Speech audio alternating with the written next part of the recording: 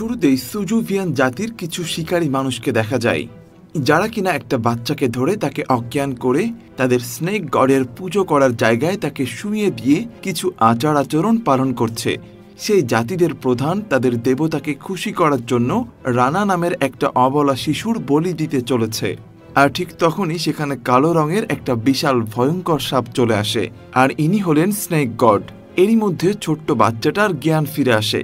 যখন সাপটা মুখ খুলে রানাকে দেখতে যাবে, ঠিক তখনই রানার ঘুম ভেঙে যায়, আর আমরা বুঝতে পারি এতক্ষণ সে স্বপ্ন দেখছিল।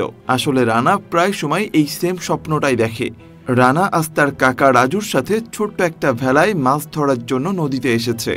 ঘুম থেকে ওঠার পর রানা কুয়াশায় থাকা একটা দ্বীপ দেখতে পায়। তখন সে তার কাকাকে এই দ্বীপ সম্পর্কে জিজ্ঞেস করলে তার কাকা বলে এখানে বড় বড় সাপ বসবাস করে, এমনকি এখানে অনেক মানুষের কঙ্কাল পাওয়া গিয়েছে, তাই এই দ্বীপ থেকে আমাদের দূরে থাকতে হবে। তারা কথা বলার সময় দেখা যায় রানাদের নৌকার চারপাশে বিশাল কালো রঙের ভয়ঙ্কর ওই সাপটার ছায়া, যেটা কিনা রানা একটু আগে স্বপ্নে দেখেছিল।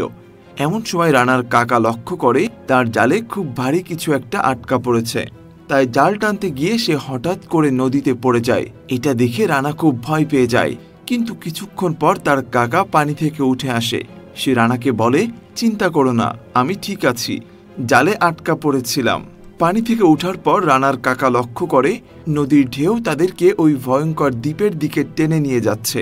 রানার কাকা এতে ভয় পেয়ে গিয়ে দ্রুত ভেলাটা অন্যদিকে নেওয়ার চেষ্টা করে, কিন্তু কিছুক্ষণ পর সে যখন পিছন ফিরে তাকায়, সে কোথাও রানাকে দেখতে পায় না। তখন সে রানা বলে চিৎকার করতে থাকে আর তাকে খোঁজার অনেক চেষ্টা করে।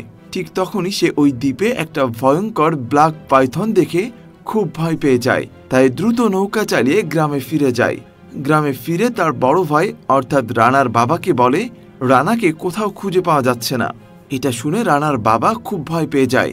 অন্যদিকে দেখা যায় রানা দ্বীপে একা একা হাঁটতে হাঁটতে ভিতরে চলে গেছে।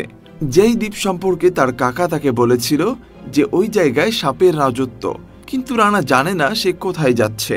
রানা কিছু দূর এগিয়ে যেতেই একটা পাথরে আঘাত লেগে পড়ে যায়। মাটিতে পড়ার পরপরই সে তার সামনে ভয়ঙ্কর একটা সাপের খোলস দেখতে পায়। এটা দেখে রানা খুব ভয় পেয়ে যায়। এমন সময় পিছনে কোনো কিছুর আওয়াজ শুনতে পায়, কিন্তু পেছনে ফিরেই সে কাউকেই দেখতে পায় না। এরই মধ্যে একটা বন্য গাছ তাকে আক্রমণ করে আর ঝোপঝাড়ের মধ্যে আটকে দেয়। এর মানে এই দ্বীপে ভয়ঙ্কর সাপের পাশাপাশি বন্য গাছপালাও জীবিত। এই লুপের মধ্যে আটকা পড়ে রানা দেখে অনেক মানুষের কঙ্কাল তার সামনে পড়ে রয়েছে। রানা বুঝে যায় সে খুব বিপদে পড়েছে। তখন ছোট্ট ছেলেটা খুব কান্নাকাটি করে এবং চিৎকার করে সাহায্যের জন্য। ঠিক তখনই তার হাতের উপর কিছু অদ্ভুত তরল পদার্থ এসে পড়ে। রানা তখন উপরের দিকে তাকিয়ে দেখে রয়্যাল ফ্লাওয়ার নামের এক ভয়ঙ্কর মানুষ খেকো গাছ বিশাল মুখ হাঁ করে তাকে আক্রমণ করতে আসছে। অন্যদিকে দেখা যায় রানার বাবা মা তাদের ছেলেকে খুঁজতে ওই দ্বীপে যাওয়ার জন্য প্রস্তুতি নিচ্ছে। তখন ড্যানিয়েল নামের এক লোক তার দুই সঙ্গী নিয়ে তাদের সাথে যেতে রাজি হয়। আসলে ড্যানিয়েল খুবই লোভী ব্যক্তি।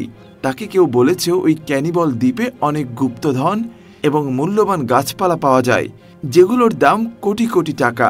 ড্যানিয়েল তাই লোভ সামলাতে না পেরে এই সুযোগে রানার বাবা মা এবং কাকাদের সাথে যেতে চায়।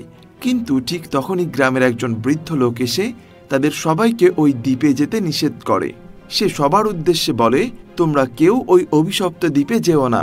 ওই দ্বীপটা রক্ষা করছে ভয়ঙ্কর এক ব্ল্যাক পাইথন। তোমরা যদি ওই দ্বীপে গিয়ে কোনো ক্ষয়ক্ষতি করো, তাহলে ওই সাপ আমাদের গ্রামে এসে আক্রমণ করবে, আমাদের সবাইকে মেরে ফেলবে। কিন্তু রানার কাকা এবং বাবা ওই বৃদ্ধ লোকটার কথা শোনে না। যেখানে তাদের ছেলে বিপদে পড়েছে, সেখানে তারা কিভাবে নিজেদের জীবন বাঁচানোর চিন্তা করবে। যাই হোক, এরপর ড্যানিয়েলদের সাথে নিয়ে রানার বাবা মা এবং